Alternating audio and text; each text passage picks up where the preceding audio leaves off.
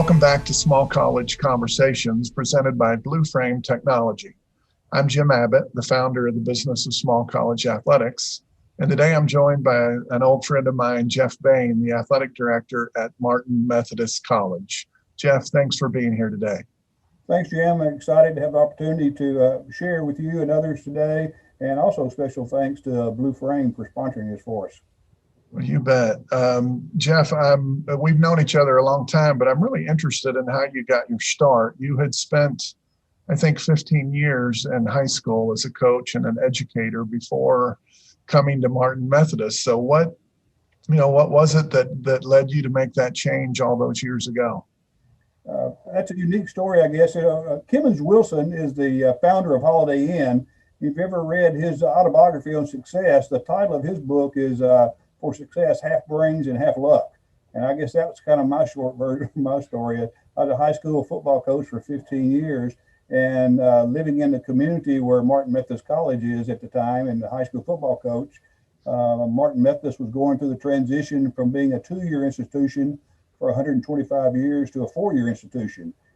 My claim to fame that I enjoyed as a high school football coach was the building programs, as opposed to, I had been an assistant coach at a program where we helped build it to be successful. From there, as assistant coach, I went with the head coach to a program that had been long successful before we arrived, successful while we were there, and successful today.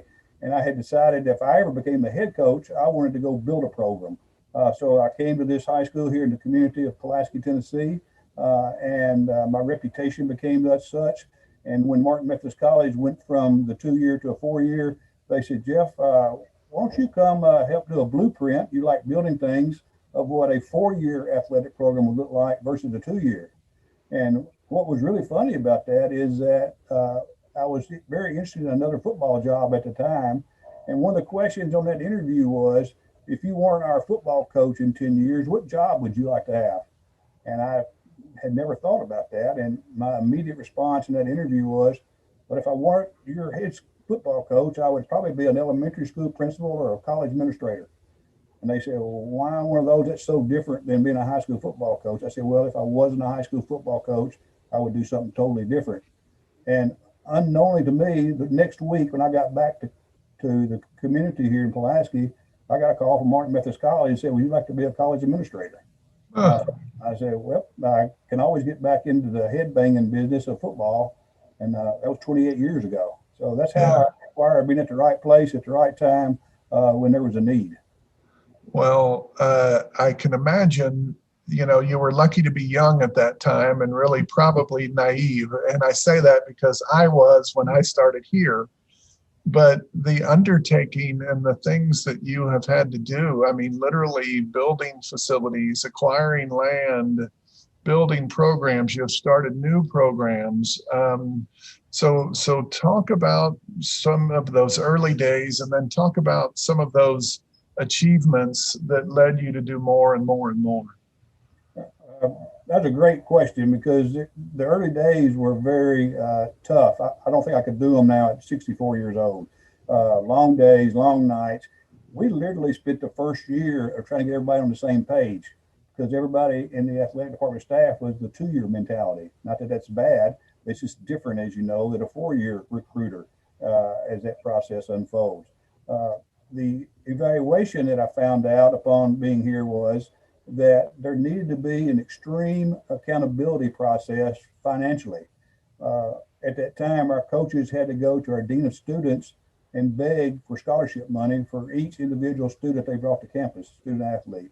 Then after they did that, they had to go to the business office and beg for operating budget money to fund that sport. And so that was my first obstacle. The second one was that all of our outdoor venues that we participated in were city parks. We own none of them. So our baseball and our softball and our tennis and soccer, they had no dressing. They dressed in the dorm. So we had 2 immediate things to resolve to move forward as a 4-year school. We had to create facilities, which we did, and we had to explain and earn the accountability process of developing an athletic budget year in that would take care of it and scholarship budgets. So once we proved to everybody that we could manage those and could be accountable for it, then the little baby steps started to take place. But those were very trying times to get things off and running. Because I think it took 8 years, I think, before we won a conference championship. We had a whole lot of runner-ups. In fact, we used to hang runner-up banners in our gym because we thought we may not ever win one. And then all of a sudden, 8 years later, we finally won one in men's soccer. I believe it was our first one, and then we've been on the roll ever since. It's just kind of taking our time, building the foundation, trying to get everybody to be patient and understanding what the big picture was. I know one of our coaches stood up after about 3 or 4 years and said, "Jeff, we're never going to win a conference championship here." And he was the first person I called when we won our first one. Yeah. Also, we got lucky and fortunate and won a national championship about 14 years later. He was the first one I called in too, just remind him that the process did work. And I appreciate him dying into the time. It was just a lot of lean years. Well, and so somewhere along the line as well, you made the decision to add sports. What guided the thinking on that, and what led you to particular sports? And I guess how did you have to justify that on campus? Uh, we have now 19 sports, and I think at the time we about had 9 at the time. So we've added probably 10 sport program altogether as we go. Uh, what came very unique to us, we were struggling in for money to get them, and they would say to us, when I'd ask for a budget increase, where is the money going to come from? And what can I bring more students in? And finally, they kind of agreed, if you can bring more students in, we'll kind of give you some money to run additional sports with. And that's where the incentive came. First sport we added, I think, was women's soccer, because soccer was very strong in the area, even back in the days, 15, 16, 17 years ago. And we had good success with it as it grew up. In fact, it was the first opportunity that we've had to win a national championship with women's soccer. Then we kind of went in a little different direction. We brought in non-traditional sports. The first non-traditional sport we brought in was clay target. Clay target was big here in the rural area, in the high school levels. I forget what the name that they called them on the high school level. It may have been FHA or something to that effect, where they had club teams traveling. So there was an instant recruiting tool there. So we began that program. We began bowling, because bowling was a hot sport in the areas that we could bring people into.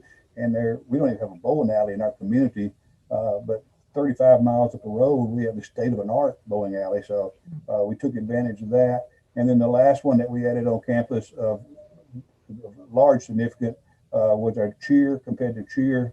And we just most recently added swimming because we had a pool. The past, we had not added swimming at all because it was not a conference sport. But now that we've changed conference and we're now in the Mid-South Conference, they have swimming as part of their portfolio. So a lot of it was what student athletes were in the area and available on the high school level, and then also what did the conference provide. So we kind of had to play a game of matching all the checkmates to make it work. Yeah, it really is. There's a business plan that goes along with adding a sport. And for people like you and me, the bottom line is what's important there. I remember hearing you before talk about funding even some of your facilities, convincing your administration that there were opportunities for things like junior varsity sports and more students that would generate more revenue.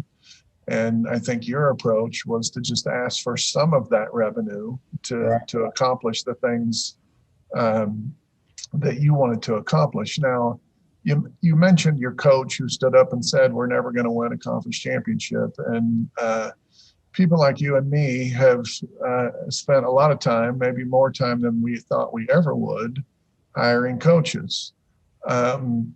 Talk about maybe the 1 or 2 things that you really look for when you're hiring. And then if you don't mind, talk about any steps that you take to retain coaches. I was asked this question recently with a student athlete that came into a survey on campus from my office about what the qualities of a coach that we look for. And I really had never thought about that to articulate out loud. It's kind of inner feeling.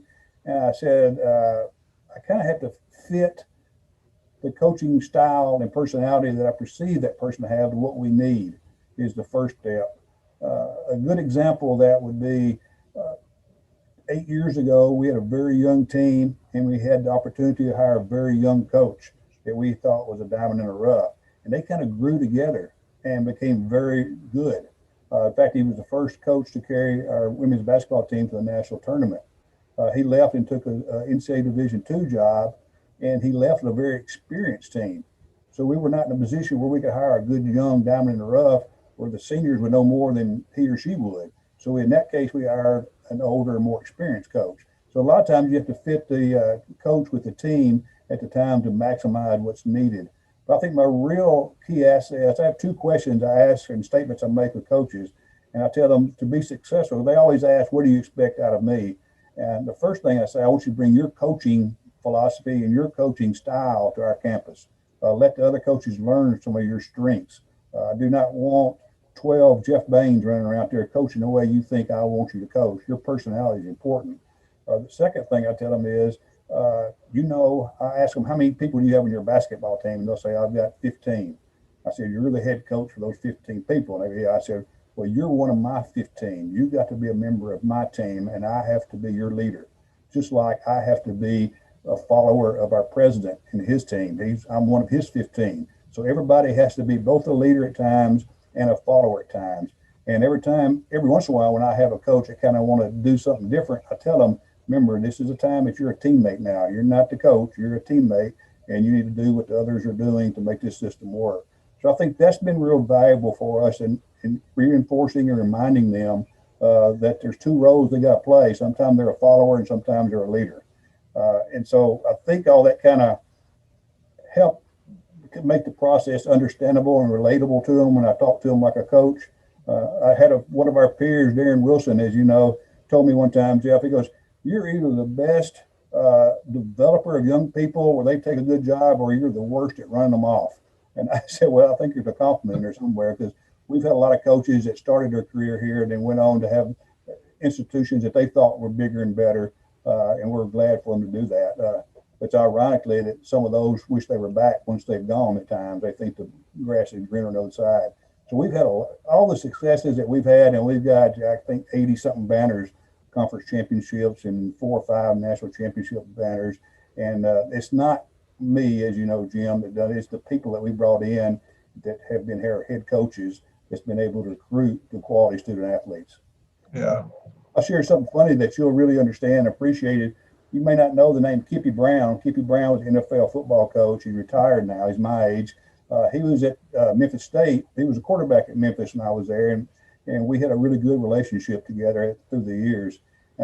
Kippy came and spoke at our luncheon, that I borrowed that idea from a guy named Jim Abbott in Oklahoma City. You may know the little luncheon that he has. But we have a Red Hawk luncheon on the first Wednesday of the month. And Kippy stands up and shows a Super Bowl ring, shows off everybody. He says, I'm one of 4 coaches in the NFL that has a Super Bowl ring and has coached an NFL team to 0-16. And he goes, and we didn't coach any different. So that kind of lets you know the coaches and our student athletes are what makes us, and we just give them the opportunity. And I said, Kippy, that's a really neat story when you say you've got a Super Bowl ring and you coached 0-16 and you still coach them both the same way. That's a great point. It's a great reminder. Coaching young people who approach me about wanting to be a coach, I give them the same response that I do young people who want to be an athletic director. I say, why would you want to do that? But it is very rewarding and fulfilling, and it's an important position. Coaches really have a significant opportunity to impact young people. I want to switch gears a little bit, because one of the first times I think that I met you, it was really because of your involvement with NACMA. Mm-hmm. So you were involved in NACMA, and you're one of the very few small college administrators to actually move into the position and be the president of NACMA. So talk a little bit about how you got started and involved in NACMA and your time as the president of that organization. The unique story about NACMA was I was really saw the value, and I learned this from another person, that to gain credibility, you need to hang around credible people. And so if you take that mentality and the point that I really like learning from others, even though I'm 64 years old now in the twilight of my career, I still like learning new ideas to implement. It kind of excites me and rejuvenates me. And as I was going to a national convention, NACDA, National Association of Athletic Directors, NACMA, the marketing people, had their brochures. As you know, we get them in the hotel rooms and you're reading through them. And one of the presentations at NACMA, and I never knew anything about them, was their point was it's okay to give away the ticket as long as you're selling the popcorn. And I go, that's the type of thing I need to hear and learn about. And so NACMA and the marketing and the creative uses kind of got me excited about it. So I started hearing ideas, Notre Dame and UCLA. I'm going, those are really good ideas. All I need to do is just scale it down. They're $100,000 project that's super great. We might could do it for $10,000. So that's kind of lit my fire into NACMA. Then I started getting more and more involved, building my network, which is so important professionally. As you know, it's how we became great friends, you and I.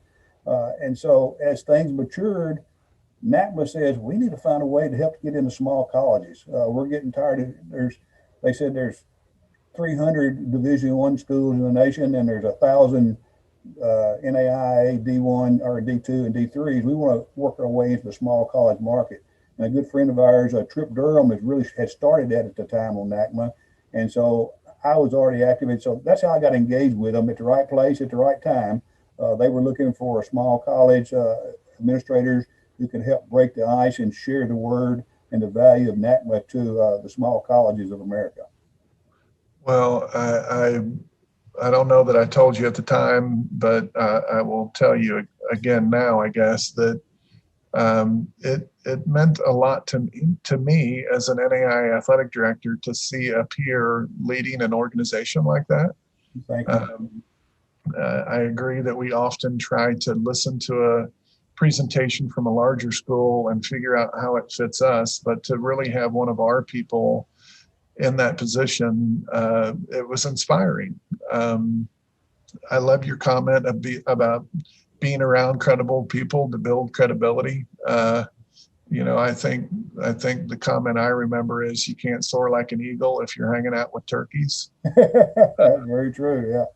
And so I think, Jeff, in general, what I admire about you and people like you is that that you have sought out those opportunities to be involved. To some extent, the longer you're around, the more those opportunities present themselves. That's not always true. I have peers that I've worked with that aren't engaged at any level from a national perspective. So you, on the other hand, are the polar opposite. You've been very engaged in national NAI committees. We just mentioned your presidency of NACMA. And so talk a little bit about why that is something you've chosen to do, and maybe about some of how that might position you and your university better because you are engaged at that level. I think we both nailed it on the head with hanging around credible people gave us credibility. I remember we were sitting at lunch one day at National Convention. Some of our peers were sitting around, and there was the athletic director at the time from New Mexico State had sat down with them, and we all circled around the table, introduced ourselves, and one of our friends said to him, he says, "Jeff Bain's our president." I said, "He's from Martin Methodist. You probably have no idea where Martin Methodist." He goes, "Tennessee." And everybody just kind of fell out like, wow, he knew Martin Methodist was in Tennessee. He said, "Well, I heard him speak last year at another event." And so I think the more you can get out and expose your university brand to credible people, you'll gain some credibility and value from it. And so I enjoyed doing that. Our college here at Martin Methodist gave me a lot of freedom to help build and spread that brand. As you know, one of the first meetings I sat at, went to luncheon, and they had we carry our spouses, as you know, and there was 3 Division I institutions there, and their wives, and me and my wife sitting at the table, and I did not say a lot of it. We just listened, and we walked away. My wife Donna goes, "Jeff, they got the same problems you got, and they're sitting there at Division I schools." So the interacting and exchange of ideas just did so much to generate my interest and to hear that the values that the D1 people, the relationships that they brought, were so meaningful and kind of put all the pieces of the puzzle together. I will tell the young people that may be listening to this, you and I both have been in great leadership opportunities, and we've cherished them all. A unique one that I had, as you mentioned, was the president of NACMA. I've told several people that I think that I could have used the NACMA card to get in the White House. Some of these things and the network that we built had such a great reputation and vision that it builds your brand, your personal brand, your network brand, your institutional brand, and you never know that until you get out and hear and see what people think.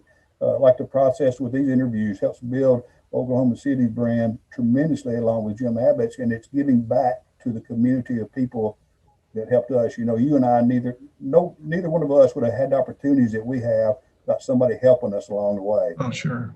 And that's what I think is so great about the profession that we're in, is that we remember that. I actually have a personal goal of 6 people a year. I try to help 6 people, whether they're a student athlete, whether they're a NACMA friend, whether they're a NACTA friend or NAI friend, get their next level opportunity, because somebody helped me get mine. And every year, I pretty much make that goal every year. But I keep a chart of them in my calendar at year end. I think this year I hit number 7 of people that I really work with intention to try to get them their next best opportunity, whatever it may be. That's great. That's a great example, and it's a great reminder. I remember clearly sitting at lunch with Larry Carpenter years ago, 16, 17 years ago, and just sort of sheepishly telling him that I think I wanted to be more involved. And I tell you what, that was about all it took. He said, okay, I'm gonna, I'll nominate you. And all these years later, I think, there might be a strategy for getting involved, but really, I think the best strategy is just a desire to keep growing. If you have that desire and a willingness to stretch yourself, because there is time involved and work involved in addition to your job, then there are abundant opportunities, and you individually will benefit and your institution will absolutely benefit. So I just want to say again how much I appreciate the example you've set. Well, thank you. These professional relationships, what I've learned is, and you're a perfect example of this, the more sincere the professional relationship is, those turns into friendships. Sure. And that's another great reason why the athletic community and the athletic profession is so valuable and so rewarding. And it's, you just can't put a dollar value on it. The friendships that come out of it, and the professional skills and network to help you and allow you to do your job successfully are huge benefits to make the big picture work. So, young people, you got to build your network and do things like that. You got to perfect the grunt work. You can't be tell them you can't be a grunt work administrator if you can't perfect the grunt work abilities, doing the things behind the scenes to be successful. But the skill set is a mental toughness. The old saying, be the first one to leave and the last one to leave, is extreme value today of the ones that are going to really work hard. And I wish I had 20 more years to be part of the profession, but somebody asked me about taking a new job not too long ago. I said, a young Jeff Bain would be perfect for that, but older Jeff Bain is ready to kind of settle a little bit. I understand, and I can relate to that. Jeff, I have time for one more question, and it sort of relates to, I don't know, looking back on your career, but what would you think the 1 or 2 biggest changes that you've seen in our profession have been over these 27 years that you've been at Martin Methodist? My personal opinion of what I think the challenge would be, the first one popped out is social media. That is a drastically different animal than what it was when we started. In fact, it probably wasn't even around when we started being athletic. Oh. That's been a huge game changer to make a difference. You can use it to your advantage, or it can kill your career, either one. You got to really know, and you got to teach that to the young people. The other big challenge, difference, and opportunity, I guess, to resolve is the demand that student athlete recruiting has been put on them by enrollment. When I first got involved, we were 35% student athletes 10 years ago. I think we're 60% student athletes now. So for small colleges, the pressure that enrollment-driven institutions have put on athletics is really challenging. And the key to it is I think being creative on your campus to develop the traditional student that is not an athlete. And so it's getting harder and harder to do that. So I think that's two real quick. Maybe the third one I think you see, and it's going nationwide, is the geographic expansion of the conferences. I looked up not too long ago the Big East Conference. Well, the Big East Conference now goes all the way to Wisconsin and Indianapolis. That's not very east in my book. That's kind of Central America. And the same thing's happening in small colleges. The geographic expansion is putting a lot of stress on the budgets and the transportation and the wear and tear on the student athletes. Social media, geographic expansions are two really, really big ones, and enrollment growth has got to be under control at some point in time because all that's related to budgets.